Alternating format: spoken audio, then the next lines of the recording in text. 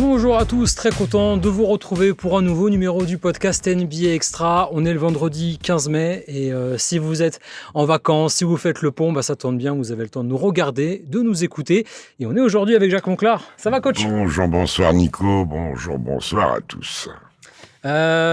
Pour commencer ce podcast, je suis obligé de parler des New York Knicks. Toute la saison, Jacques, tu croyais pas trop en cette équipe. Tu avais beaucoup de choses à redire sur la façon de jouer de New York. Sauf que comme par magie, tout a changé en play-off. Et maintenant, les Knicks sont en finale de conférence. Ils attendent de savoir qui sera leur adversaire entre Détroit et Cleveland. OG Anunoby sera a priori disponible pour le Game 1 de la finale de conf. Tout va bien, Jacques, pour les Knicks ? Alors d'abord, c'est pas que je croyais pas en cette équipe. Je trouvais qu'elle jouait très mal. Et quand on prend le nombre de défaites reçues, tant à l'extérieur qu'au Garden, quelques déculottés ici et là, il y avait sans doute du grain à moudre.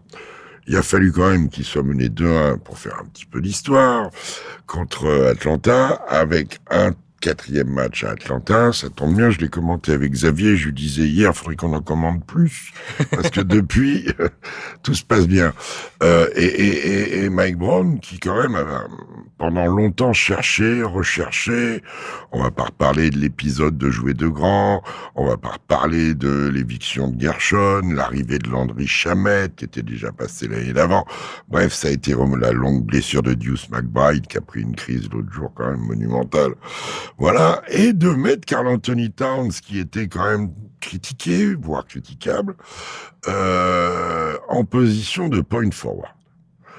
Bienvenue dans le monde de Nikola Jokic, Boris Diaw, tous ces joueurs qui sont capables d'être des stretch 5 ou stretch 4 pour Boris à l'époque, mais ils pouvaient défendre en 5 et éclairer le jeu. Ça évite à Michael Bridges, d'être un spot-up shooter qu'il n'est pas vraiment et qui bouge bien sans le ballon. Ça met en valeur Anunoby qui bouge bien, qui se déplace très bien dans les demandes de balles et qui lui en plus met dedans et est physique pour le rebond. Ça fait respirer le jeu, ça fait respirer Brunson qui porte moins le ballon parce que ça fatigue quand t'as un contrat sur la tête et surtout les Knicks défendent. Avec en figure de proue au rebond Mitch Robinson, même si lui en attaque il continue d'être une force au rebond offensif, et Karl Anthony Towns qui a tendance à faire trop de fautes en ce moment, et ça pourra peut-être coûter cher s'il y a il y aura une suite en finale de conférence. Mais oui, les Knicks jouent très bien depuis le match 4, et ça me fait plaisir. Depuis le match 4, ils jouent au basket. Josh Hart reste un joueur ils portaient tous trop la balle. Et là, d'avoir le grand au milieu qui peut de temps en temps driver à droite avec shooter, et si ça bouge bien autour, et là, le staff a bien travaillé. Miles McBride, qui se retrouve sur des prises d'intervalle seul, c'est un joueur à droite. Landry Shamet met dedans. Même Josh Hart, qui mettait plus un panier, a remis dedans. Oui, le changement effectué, l'ajustement par Mike Brown a été bon. On voit sur le banc on voit aussi Brunson, très actif, le papa, je pense, Rick Brunson. Voilà, c'est une équipe qui va bien, qui là a une longue période comme Oklahoma de break, et je crois qu'il faut, quoi qu'on pense des playoffs en termes de qualité cette année, Est-Ouest, je trouve cette année que c'est vraiment une année où il y a une différence fondamentale entre le rendement en saison régulière, l'investissement, l'intensité, et qu'il y a vraiment des joueurs qui sont apparus en play-off que là-dessus, que parfois l'intensité va un peu loin au niveau de la pose des mains en défense, parce qu'on ne joue pas au handball, on n'a pas le droit de prendre avec les mains pour ralentir. On défend avec les avant-bras, non pas avec les coudes, avec les avant-bras, avec le corps, dans les contestations, voire l'épaule, le dos, mais on met trop les mains là. Je trouve que c'est limite et ça exaspère les joueurs. Hein, donc, s'il y a 2-3 mauvais gestes, faut les comprendre. Quand ça met trop les mains, Austin Reeves avait pris une tartine, je sais plus par qui, au premier tour. C'était lui, je crois, qui avait les 2 mains comme ça derrière. Oui, je sais plus derrière, quel joueur de Houston était dans le coup. Il avait peut-être Sengun, ça pourrait être ça. Bref, on met pas les mains ni de devant ni de derrière. Voilà. Après, le reste, pour en revenir aux Knicks, ce serait... ils ont fait 2 demi-finales de conférence. Ils ont fait une finale de conférence. J'espère qu'ils vont faire l'étape suivante. Qu'est-ce que tu veux que je te dise? Après, Détroit et Cleveland ont des équipes, même si Cleveland va avoir une balle de match, qui ont des match-ups qui sont pas obligatoirement bonnes pour les Knicks. Voilà, mais c'est une équipe qui joue bien, qui fait plaisir. Après, il faut qu'ils se protègent de la folie autour des attentes. Il n'y a pas eu de finale NBA aux Knicks dans le 21e siècle. Non, c'était 1999 la dernière. Pour en revenir du coup sur New York, moi j'ai pas souvenir d'une équipe qui arrive d'un coup comme ça en play-off à déjà changer un peu de style de jeu, de changer sa manière de jouer, de trouver une dynamique telle que voilà, elle arrive à passer les tours sans encombre. Parce que on s'y attendait pas pour New York. On a souvent l'habitude de dire que les playoffs, c'est une dynamique. Il faut arriver sur la lancée de la saison régulière. Il faut déjà avoir des fondations et savoir où on va et comment on y va. À New York, on n'avait pas trop ça et pourtant ça marche. Comment tu l'expliques ça? Premièrement, la défense. Ils se sont mis à défendre vraiment en intensité, alors que ça ronronnait vraiment de ce côté-là, et notamment sur la ligne arrière. Et c'était déjà qu'à l'année dernière, un peu au Knicks en fait. Ça avait été le cas. Ils arrivent à appuyer. Mais le seul truc, c'est qu'ils se retrouvaient pas quand même en attaque. Qu'il y avait des antidotes sur Brunson, et une fois que tu avais neutralisé Brunson et le rebond offensif, notamment de Mitch Robinson, tu avais neutralisé beaucoup de choses. C'est le positionnement de 4. En raisonnant par l'absurde, le faire que maintenant, c'est peut-être s'être privé de cette expérience dont tu parles. Mais cette expérience, quand tu sais qu'il y a 3 mecs de Villanova qui savent quand même, les joueurs connaissent les formes de jeu. Les joueurs savent, en gros, au départ, c'est une 2-1-2 d'attaque. Avec des mouvements, avec des fondamentaux offensifs collectifs que les joueurs connaissent. Et là, ils exécutent. Alors, il y a peut-être l'attrait de la nouveauté, qui fait que même si t'as pas l'expérience de l'avoir pratiqué à tous les niveaux, t'es tellement content de le jouer, parce qu'avant c'était quand même un basket un peu roploplo, à porter beaucoup le ballon, à prendre des risques individuels sur des drives, sur les shoots sur l'homme. Ce sont pas tous les joueurs qui peuvent shooter sur l'homme. Certains peuvent, d'autres se retrouvent plus dans un basket de mouvement. Regarde, je pense que le baromètre de tout ça, c'est le nombre de passes décisives faites avant et après par Karl Anthony Towns. Oui, le chiffre a explosé et ça n'a jamais été non plus un passeur exceptionnel au départ. Kat, c'est pas vraiment ce qu'on l'avait peut-être jamais demandé. On l'avait peut-être jamais demandé. Il avait jamais eu l'occasion de le montrer autant sur des matchs. Mais mine de rien, il y a aussi un effet surprise pour les adversaires parce que on s'attendait pas à ce que New York joue de cette manière-là. On savait à quoi s'attendre avec les Knicks. Là, ils surprennent eux-mêmes, peut-être, mais ils surprennent aussi les autres. Et pour le moment, ni Atlanta n'a pu s'adapter au milieu de la série. Et on peut le comprendre parce que c'était quand même une sacrée adaptation. Ni Philadelphie n'a eu les armes pour le faire ensuite. Et mine de rien, Détroit et Cleveland n'auront pas beaucoup de temps pour préparer ça avant la finale de conférence. Je pense que la grosse différence, c'est qu'ils ont mis dedans aussi de manière considérable. Et il y a une adresse extraordinaire pour New York. Alors ça ce sera pas à chaque fois. Ça, ce sera pas à chaque fois. Le 11/13 de Philadelphie en entrée de match, l'arrivée de Miles McBride qui était déjà en train de fumer quand il avait débuté le match, mais il avait shooté, il avait touché 4 fois la balle, ça a fait 4 fois ficelle. Lui, il est le spot-up shooter de base. Mais cette adresse à 3 points, et puis aussi, là, il faut rendre hommage à Brunson qui continue à avoir de l'impact en portant moins le ballon, mais en restant capable sur des catch and shoot, spotter sur des vieux drives pieds inversés comme il sait bien faire, des petits shoots quand il commence à travailler il a réussi à s'adapter en ayant moins le ballon. Anunoby, lui, de toute façon, c'est un joueur très flexible. Et Bridges s'y retrouve complètement. C'est peut-être le joueur qui bénéficie le plus de ce nouveau rôle de 4, c'est Bridges dans les coupes et les paniers plus faciles qu'il a, alors qu'avant, quand il avait le ballon, il devait se débrouiller avec, mais avec beaucoup moins de facilité en attaque que Jalen Brunson, donc ça marchait moins bien. Josh Hart, ça reste lui un avaleur d'espace et il contrôle son jeu. Et puis les chamettes, etc. Bien sûr Mitch Robinson, qui est toujours important dans le combat. Et s'ils doivent jouer Duren, Paul Reed, tout ça, eh ben, il sera là en aide aussi. Et s'il faut s'infuser Jarrett Allen et Evan Mobley, il sera là en aide aussi. Voilà.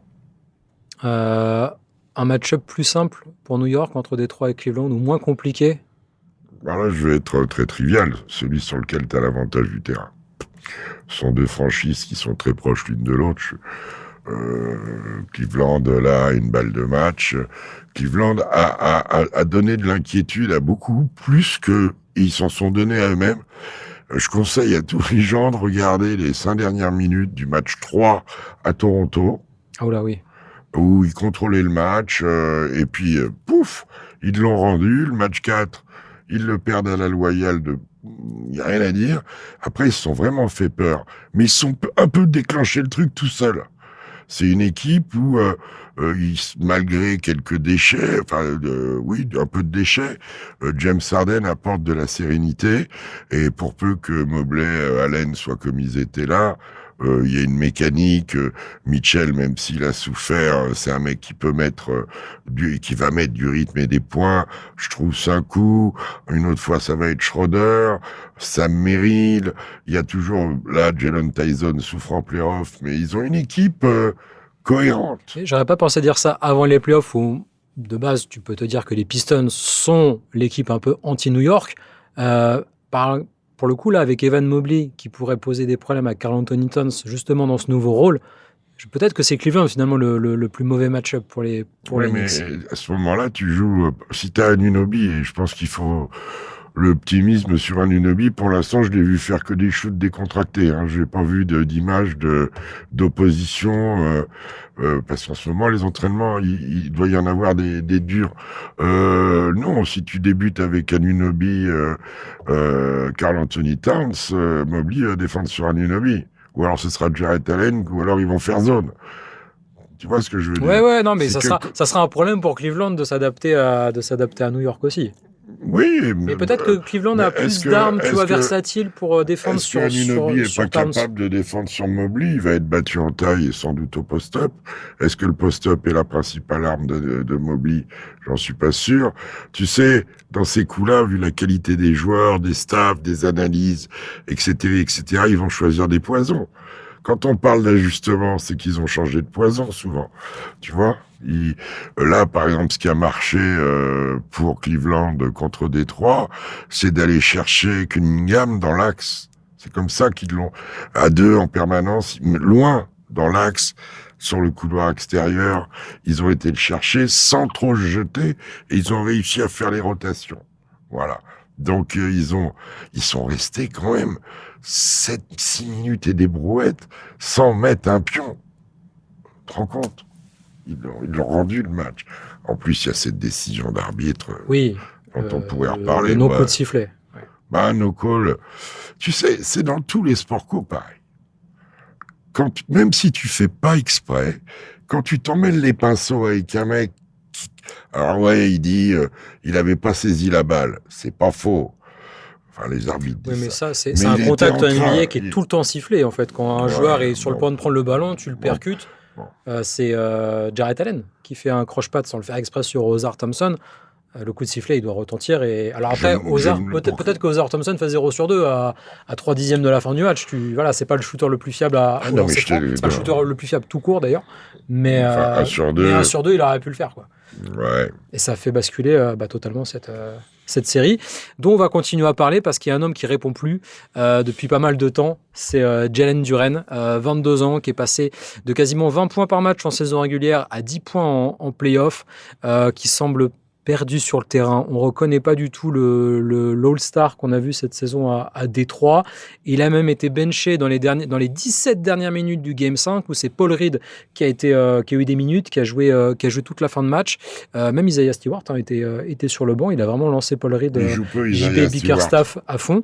Et alors, il y a deux choses. D'une, Jalen Duren n'est pas bon, et de l'autre, c'est c'est dingue d'avoir Paul Reed en pivot numéro 3 dans un effectif. Tu dis parce que c'est un joueur avec beaucoup de talent. Paul Reed a du talent, surtout en attaque. Sur ce match-là, je crois qu'ils font 19 et 17, Mobley et Allen. Donc même avec Paul Reed, et puis à Jarrett Allen, il fait un énorme pourcentage. Je crois que Jalen Duren, alors vos stats, tes stats, elles sont très bien sur la saison. Il fait 20 points, mais dans la période où Cunningham est blessé, qui a été longue et que Détroit a très bien traversé. Il serait intéressant d'avoir les stats durant cette période parce que il est quand même monté à 30 régulièrement. Il s'éclatait. On voyait un joueur germer et apparaître qui se positionnait presque là pendant 15 jours, 3 semaines, le temps de la blessure de Cunningham, comme un potentiel franchise player. Et depuis Cunningham est revenu, et qui est toujours bon, Cunningham, il est revenu, il continue, il perd un peu de ballon, là, il a perdu pied, le lancer franc, c'est une grosse faute de pas mettre le mec dans le dos, en l'occurrence, James Harden qui rate le lancer, elle lui revient dans les mains, ils sont obligés de refaire faute. Bref, il a jamais été capable de retrouver l'efficacité dans ce qu'il avait amené à être All-Star, à savoir les courses dans l'axe à 200 à l'heure, les alley-oops qui allaient bien dans les déplacements, le combat au rebond, au contre, le hustle, le mec, il était un peu agressif et tout. Il a perdu tout ça. Peut-être parce qu'il a été trop bon. En tout cas, il faut qu'il règle ça dans son jeu, dans sa tête. Je pense que c'est très mental. On voit un joueur qui doute beaucoup sur le terrain. Ça se voit sur son visage. Il sait plus où il habite. J'allais te le dire, il sait plus où il habite, le pauvre Jalen Duren. Non, ça arrive.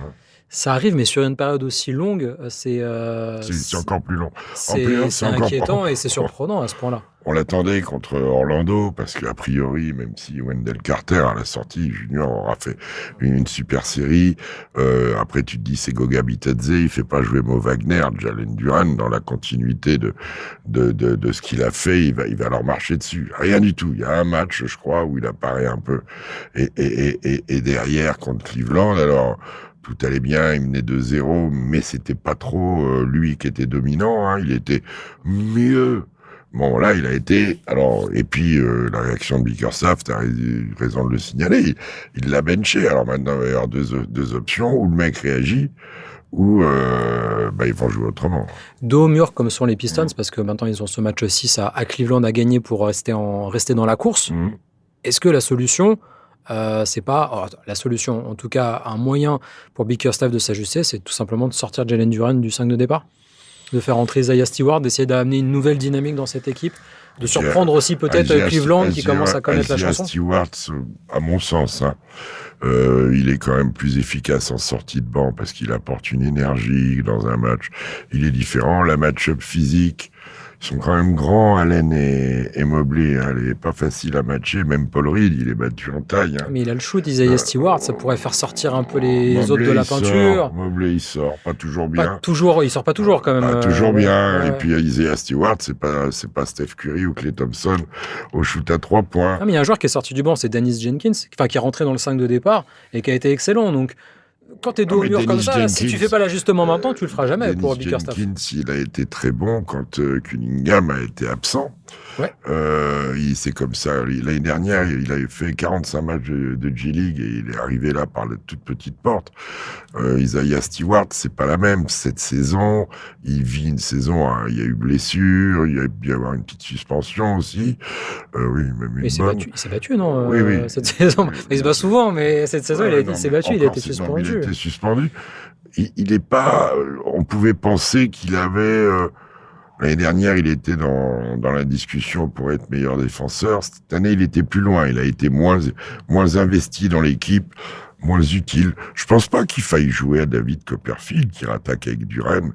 Et il a 40 minutes derrière, enfin 48 de jeu. Donc, mettons, le mec, tu le laisses une bonne moitié de quart-temps, et puis après, tu vois. On va se rappeler que dos au mur comme ça, les Pistons à Orlando, ils étaient à -23. Et ils les ont éclatés et ils ont eu un revival. Donc c'est presque un derby, c'est un truc sympa, c'est très basket de l'Est traditionnel. Il y a des beaux joueurs en face, c'est James Harden. T'as dit le petit Jenkins, Cunningham, c'est quand même une usine à basket, malgré les pertes de balles. Voilà, c'est Duncan Robinson est important et il leur a manqué. Un mec comme Caris LeVert, en plus, qui a un compte perso avec Cleveland, sont peut-être des joueurs comme ça qui, ce soir, vont faire basculer la série. Oui, parce qu'il n'y a pas grand monde qui sort du chapeau en fait à Détroit. On pourrait penser un Caris LeVert sur un match fasse une perf en sortie de banc à 20-25 points, qui porte aussi son équipe. On s'y attendait un peu, les playoffs le confirment. Cunningham, il est un peu seul en attaque dans cette Il est un peu équipe. seul, oui, il est un peu seul, peut-être qu'il s'isole un peu aussi. Il s'agit aussi, mais il est jeune encore. Il y en a un qui a été très bon, mais qui a raté son match en haut tir. Il a fait 6-15, c'est Tobias Harris. Depuis le retour de... Oui, mais... On n'est pas surpris avec Tobias Harris. Mais c'est pas cool de dire ça, Nico. Pas toi. Ah, je l'ai vu jouer. Ça fait des années que le mec... On va se souvenir de ses campagnes avec les Clippers. Mais oui, mais au moins lui, on se souvient de trucs. Il y en a, on se souviendra jamais de rien. Non, mais c'est pas un joueur fiable sur le long terme, Tobias Harris. C'est vrai que les Clippers, depuis qu'il est parti, ils ont commencé à gagner. Ah, mais il n'était pas le seul à être irrégulier aux Clippers. Il a été, depuis le début des playoffs, il était en train de réaliser les meilleurs playoffs de sa carrière. Ça, je te l'accorde. Bon, dans leur équilibre, et c'est là où je te rejoins, il est un peu seul, surtout le jour où il n'y a pas Duncan Robinson.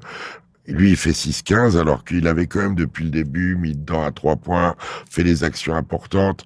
Là, c'est une match-up Mobley-Tobias Harris, qui est très, très importante dans le fonctionnement de la série. Celle-là, comme Jarrett Allen-Duren. Voilà. Et Tobias Harris, en fait, est devenu le numéro 2 parce que Jalen Duren ne fait pas sa part en attaque. Il a step up pour le coup, Tobias Harris. Mais ça peut pas être tous les matchs Tobias Harris à 20 points. Disons que le premier où il s'est raté en adresse, ça a été payé cher. Maintenant, quand tu prends un 9-0 en 2-30, ça peut pas être que l'œuvre d'un mec. Ah non, mais j'ai pas mis la défaite de Denver sur Tobias Harris. Et rappelez que il a perdu aux Clippers. Ah ouais, c'est une équipe de winners. Il a dû perdre aussi avec Philadelphie et avec Orlando. Donc on peut pas dire qu'ils ont des bannières plein la salle. Tout ça. Non, ce que je veux dire, c'est que Tobias Harris, on sait que c'est un joueur qui a des faiblesses, des irrégularités, qui a jamais tenu. Voilà, si tu confies ton avenir à Tobias Harris en relais de Cunningham, il y a un moment où ça va flancher. Non, puis même, alors, on pourrait dire aussi, il y en a un, j'adore les deux brothers, le petit Thompson, il shoot pas assez. Il sait pas shooter, c'est ça le problème. Non, mais tu peux utiliser les mecs pour autre chose que shooter. Driver, jouer au-dessus, des post-up. Quand je dis au-dessus, c'est les alley-oop. Il y a quand tu prends les chiffres d'un joueur, on va dire sur 90-95 possessions.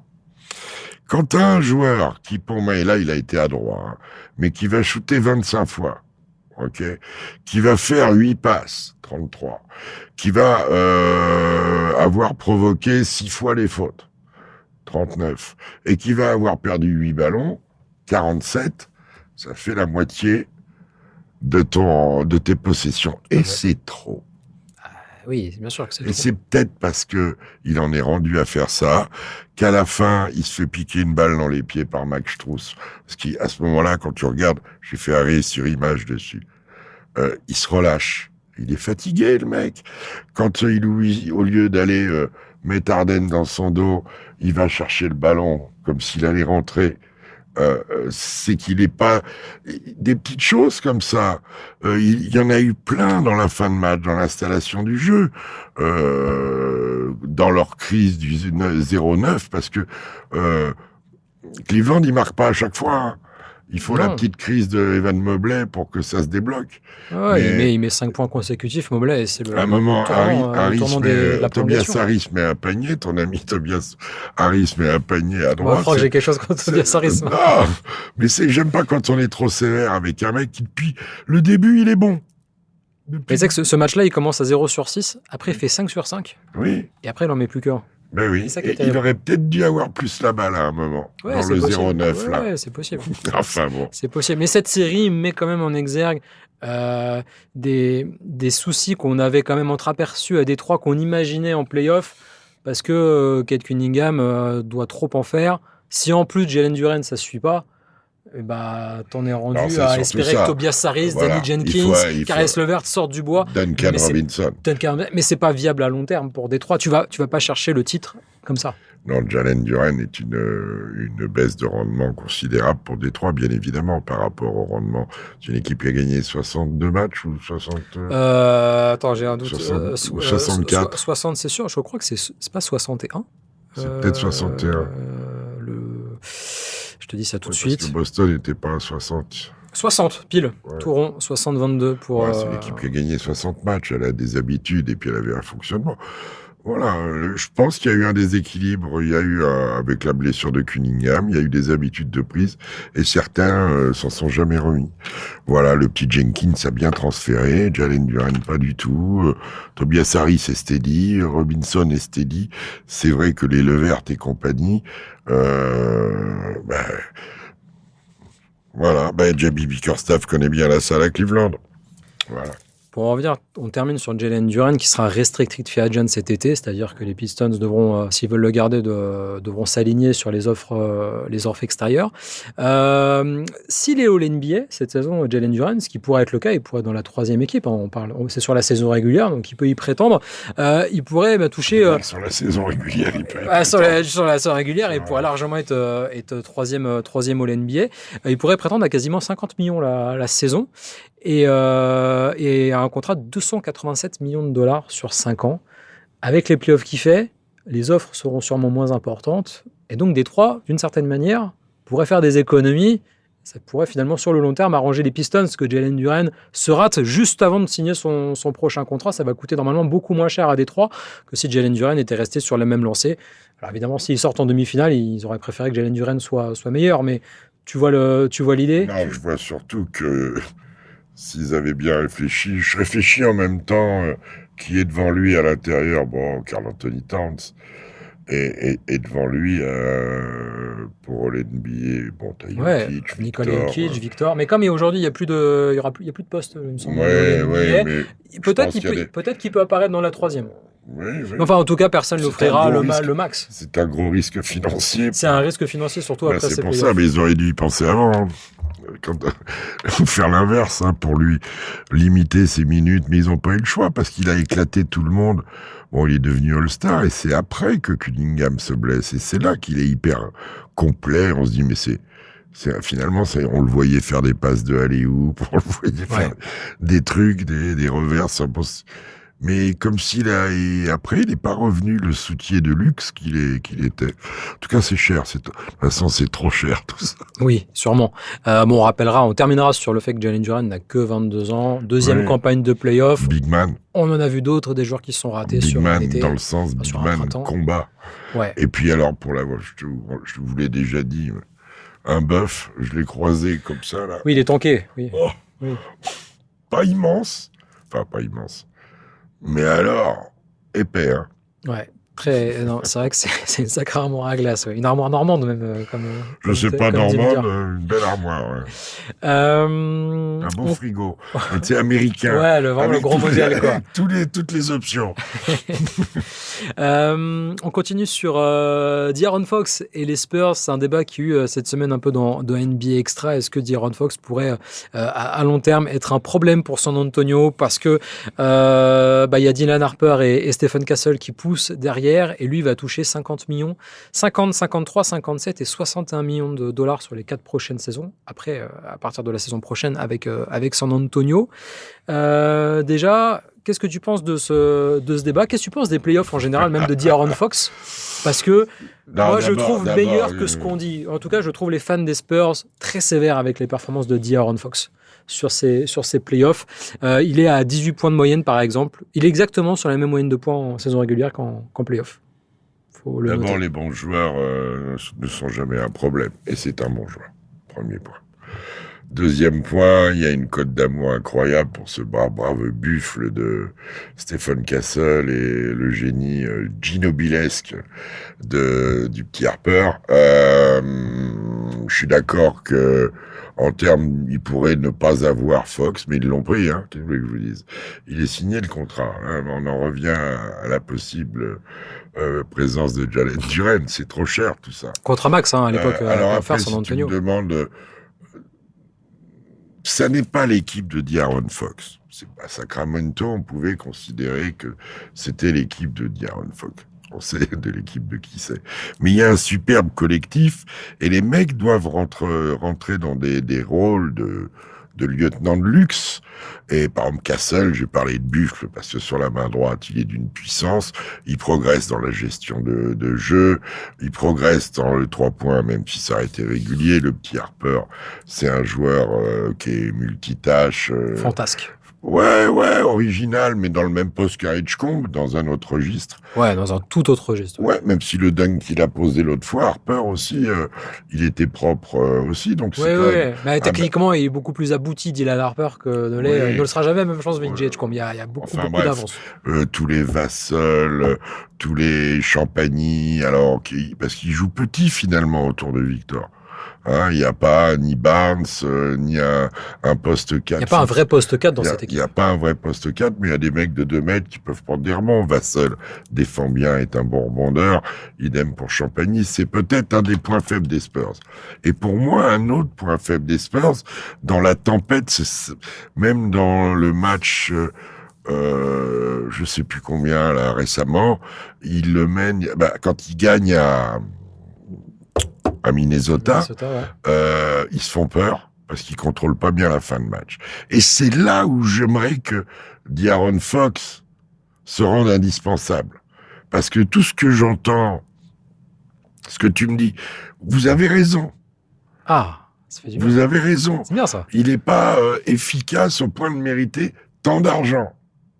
Mais c'est finalement c'est pas pour prendre des intervalles à gauche, mettre des paniers qui doit être là. Il y en a d'autres qui peuvent le faire. Même si lui, il est tellement smooth, tu vois, il est élégant, il apporte de la sérénité dans ce qu'il fait.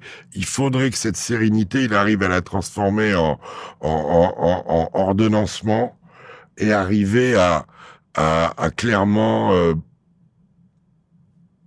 boucler les matchs.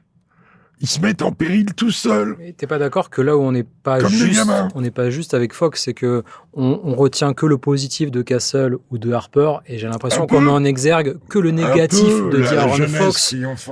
Oui, mais en fait, si Castle et Harper peuvent aussi parfois être en confiance, c'est parce que la défense doit se concentrer sur Fox, parce que Fox crée des espaces, crée des intervalles. C'est trop simple de dire seulement Fox et Harper et Castle sont très bons, donnons-leur les clés, mais est-ce qu'ils sont capables d'assumer les clés du jeu sur 82 matchs, sur l'ensemble des playoffs? C'est trop facile de dire ça aujourd'hui. C'est pour ça que... Alors oui, il y a le côté... Parce que les gamins, les rookies, ils coûtent moins cher. Oui, mais c'est normal, ils sont rookies. Voilà. Oui. Et si demain Castle touche 50 millions, est-ce qu'on trouvera ça normal? C'est pas sûr non plus, tu vois. Non, mais dans l'esprit des gens, j'imagine, qui parlent de ça. Et ça on parle de salaire, bien sûr. Ouais. San Antonio n'est pas connu pour être une équipe qui va dans la luxury tax. Ça peut changer avec la construction de leur nouveau palace de basket. Il paraît que ça va être génial. Enfin bref. Mais tu sais comme moi que les rookies, au bout d'un moment, ils sont plus rookies. Et qu'il faut faire un gros contrat. Ils en ont quelques-uns là à régler. Victor, déjà, ça risque de piquer le dos un peu. Donc tu rajoutes Castle, tu rajoutes Harper. Donc effectivement, à ce moment-là, cet argent de De'Aaron Fox, mais on n'y est pas encore à tout ça. Je pense pas que la question de garder ou pas De'Aaron Fox se pose dans l'année qui vient. Elle va se poser à terme. Ce qui est intéressant sur Fox, c'est qu'il a que 28 ans, il en aura 32 à la fin de son contrat, et on peut imaginer, certes, dans 2 ans, c'est pour ça que potentiellement l'échanger, il sera encore dans la force de l'âge, et il aura un contrat difficile à assumer, mais il y a plein de franchises qui peuvent le récupérer, De'Aaron Fox. Oui, c'est un mec qui fait venir du monde, qui est beau à voir jouer, qui a l'air d'être totalement steady dans un groupe. Donc, le débat, oui, le futur contrat, mais on n'y est pas encore au futur contrat. Et qu'est-ce qui te dit que l'année prochaine, il va pas encore les 30? Par contre, où je te suis qu'à moitié, c'est quand tu dis qu'ils défendent sur lui. Alors ça, c'est valable quand Victor est pas sur le terrain, parce que les défenses adverses, ça oui. Quand Victor est sur le terrain, on se concentre plus sur Victor. On sait où est la première option défense. Oui. Non, et puis il y a aussi ce côté que Fox peut-être n'a pas... Est-ce que Fox est vraiment compatible avec Victor Wembanyama? Est-ce que c'est le plus compatible des meneurs que tu puisses avoir aux côtés de Victor Wembanyama? Moi, je pense que Fox, je te répète, les très bons joueurs ne sont jamais nuisibles. Et c'est un très bon joueur. Donc, il est capable, il n'est pas prégnant dans prise de risque. Il aime shooter, il aime scorer, mais il n'est pas tout le temps à tenir la balle. La manière dont Castle, qui aime plus tenir la balle, s'est imposé comme meneur est assez révélatrice. Dans le basket moderne en NBA, puis ce mec-là, à Sacramento, c'était un closer, tu sais, il fermait les matchs, mais par le shoot. Là, il faut qu'il contrôle les fins de match. Ils sont jeunes autour, tous, là. Ils sont dans le risque, ils sont dans l'intensité. Et là, ils vont arriver en finale de conférence s'ils passent, ou même ce soir, c'est un rendez-vous important, ce soir, pour eux. Parce que ça va quand même être chaud. Victor va avoir un accueil spécial. L'entourage, le moment du match, c'est quand même dos au mur. Les loups, là, the Wolves, c'est une bonne équipe, avec un leader capable de prendre feu, avec de la force physique, avec des jeunes loups, là, Shannon Junior, Dosunmu, qui n'ont rien à perdre, avec McDaniels qui franchit un cap en attaque dans cette série. C'est bien coaché, c'est un gros public, c'est un vrai match test. Et puis les Wolves, tant qu'ils sont pas morts, on peut pas crier victoire. C'est ça le truc avec Minnesota. Faut pas crier au loup alors. Exactement, faut pas crier au loup. Du coup, les deux matchs 6 qui sont cette nuit. On aura peut-être du coup les finales de conférence qui seront connues dans moins de 24 heures. Ou peut-être qu'on partira sur des matchs 7 dimanche soir. Dans un sens, c'est une victoire à l'extérieur qui prolonge. Et dans l'autre, c'est l'inverse. Je voulais terminer sur la nouvelle règle anti-tanking qui a été annoncée ces dernières heures par notre ami Adam Silver. Je te cache pas que c'est un sujet qui m'agace un peu, cette règle anti-tanking. Je connais pas ton avis, j'ai hâte de l'entendre. Pour le rappel, c'est une mise en place qui pourra avoir lieu dès 2027 si elle est approuvée par les 30 propriétaires de la Ligue lors d'un vote le 28 mai prochain, donc c'est très bientôt. Il y aura une période test de 3 ans. Et donc, concrètement, les 3 plus mauvais bilans vont perdre des chances d'avoir le first pick. On va passer à 5,4% de chances pour les 3 pires bilans, 8,1% pour les 4 à 10 plus mauvais bilans. Donc, en étant en 5e, on aura plus de chances d'avoir le first pick qu'en étant le pire bilan. Et on repasse à 5,4% pour les 10e et 9e de conférence. C'est-à-dire que vous finissez 10e de la conférence Ouest, vous avez autant de chances d'avoir le first pick que le 14e ou le 15e de votre conférence. Et, nouveauté, 2,7% pour les 2 perdants du play-in 7-8. Donc ça fait 2 équipes en plus qui peuvent décocher le gros lot.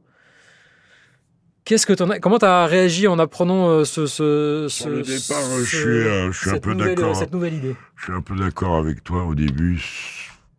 J'ai lu. Ça me fatigue un peu au début. J'ai lu. Voilà. Je trouve... Donc, en gros, maintenant, pour bien tanker, il y a des moments où il va falloir qu'ils gagnent des matchs. Oui, mais pas trop non plus. Le truc important, oui, bien sûr, c'est bien. Mais quand même. Et je pense que j'ai réfléchi, j'ai dit, mais pourquoi ils font ça? Donc, ce n'est pas à qui sera le plus mauvais, c'est à celui qui sera le plus malin des mauvais pour gagner les bons matchs. Voilà. Sachant que... tu fais une saison en te battant pour les play-in et tu te fais lourder au premier tour, t'as quand même un accès. Si l'équipe valait la 12e place, elle fait 10, elle fait les play-in, c'est bien, tu vois, ça donne un coup de boost à la session, à la franchise. Je trouve que, alors il a pas dit que c'était provisoire, il a dit que si c'était adopté par le board, ils auraient la possibilité de changer les règles tous les 3 ans dans le futur. Oui, voilà, c'est un test de 3 ans et après on ajuste en fonction de comment ça fonctionne. On installe pour 3 ans et si ça continue, ce sera modulable tous les 3 ans. Voilà. Oui, parce qu'il C'est faut, ce qu'il a dit, faut hein. avoir aussi une vision sur le Voilà. long terme. Moi, j'ai quand même envie de Après- rappeler quand même 2 choses. Vas-y, dis-moi. On a changé les probabilités de la loterie pour diminuer le tanking. Ça n'a pas fonctionné. On a créé le play-in, en partie aussi, pour limiter le tanking, pour donner la chance à un 10e ou un 9e de conférence de jouer des playoffs, pour donner un intérêt à ces équipes du ventre mou, de pas tanker, et plutôt que de se dire, faut mieux terminer 9e, 10e et avoir une chance d'accéder aux playoffs, ce qui n'était pas possible pendant tout le jour, en fait, ça n'avait jamais arrivé. Ça n'était jamais arrivé, c'est très récent, cette histoire de play-in. Et ça n'a pas fonctionné non plus, il n'y a jamais eu autant de tanking. Donc là, on rechange encore quelque chose pour espérer que ça change. Ça tâtonne. Ah, mais c'est plus du tâtonnement, parce que là, on est sur une période de quasiment 10 ans, en fait. Oui, Entre le tâtonne, changement ouais. les changements de probabilité de la C'est loterie. vrai que les playoffs, c'était 8, c'est passé à 6, mais le 10e était loin de tout, et un 10e peut être champion NBA. On a déjà eu des équipes issues du play-in qui sont allées en finale. Mais c'est l'exception qui confirme la Ah, règle. mais c'est une ouverture. Dans tous les sports. Dans tous les sports. C'est pour ça que j'en reviens au 3-2. Quand t'as l'avantage du terrain, tant que t'es à 3-2, t'as rien fait. Il faut faire. Il faut encore en gagner un. Et l'autre, il te reçoit. Donc, certes, t'as un joker avec le 7, mais si tu n'as pas fait la différence avant, on va me dire, ouais, mais on a gagné là-bas. Ouais, mais j'ai perdu chez moi. Donc, c'est celui qui a l'avantage du terrain, en général, il clôture à 4-2. Oui. C'est Détroit, ils sont menés à 2-3, c'est le cas de le dire. Ils sont pas en situation favorable du tout. Et San Antonio est juste... Parce que quand je vois l'expression, ça c'est comme ton truc avec... on est peut-être un peu sévère avec De'Aaron Fox. Moi, je trouve qu'on donne pas assez de cris. Alors peut-être que ils sont capables, San Antonio, il y a des jours où ils sont injouables, de leur en mettre 25, 17, j'en sais rien ce soir. Mais il vaut mieux bien jouer dans cette salle contre une bonne équipe. Voilà. On parle plus du tanking, là, du coup. T'es reparti sur les playoffs. Ouais. Non, mais le tanking, on va arrêter. Ceux qui veulent continuer à se foutre de la gueule de leurs femmes, tout ce qui mériterait, c'est que les mecs arrêtent d'aller à la salle. Ils surfent sur un truc.